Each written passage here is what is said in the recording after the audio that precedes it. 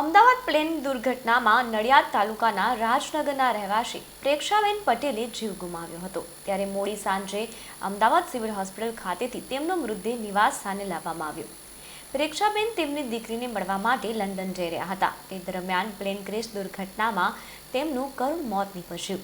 તેમજ પ્રેક્ષાબેનની અંતિમ યાત્રામાં નિવાસ સ્થાનથી નીકળી હતી ત્યારે નડિયાદના ધારાસભ્ય Pankaj Desai, collector SP Nadiad municipal કોર્પોરેશનના કમિશનર સહિત ડીવાયએસપી પ્રાંત અધિકારી અને ઉચ્ચ અધિકારીઓ અંતિમ યાત્રામાં જોડાયા હતા।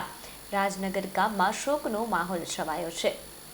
પ્રેક્ષાબેન અમારા ગામના હતા પણસોરાના। અમે આના પિયર પક્ષના છીએ, બરાબર છે। એમનો સ્વભાવ સારો હતો, સ્વભાવ હતા। બહુ દુઃખદ ઘટના બની, અમને બહુ દુઃખ થયું। અમે તો ટીવીમાં જોયું, મોબાઈલમાં જોયું ત્યારે ખબર પડી અમને। ઓમ મમ્મી લંડનમાં બેન અને જીજાજી રહે એ 2-3 વર્ષ। હા, શું કહે છે?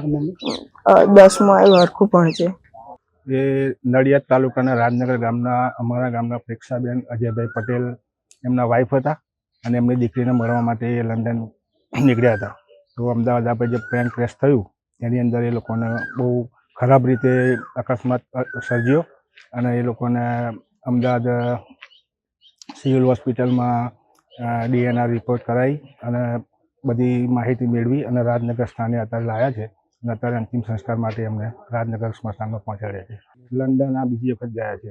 પરિવારમાં એમના હસબન્ડ છે, એમના એક દીકરી એક દીકરો, એમના બા બાપુજી। અત્યારે ગામની અંદર બહુ આ શોક માહોલ છે અને ગામની અંદર બધા એક દુઃખ વ્યક્ત કરે છે।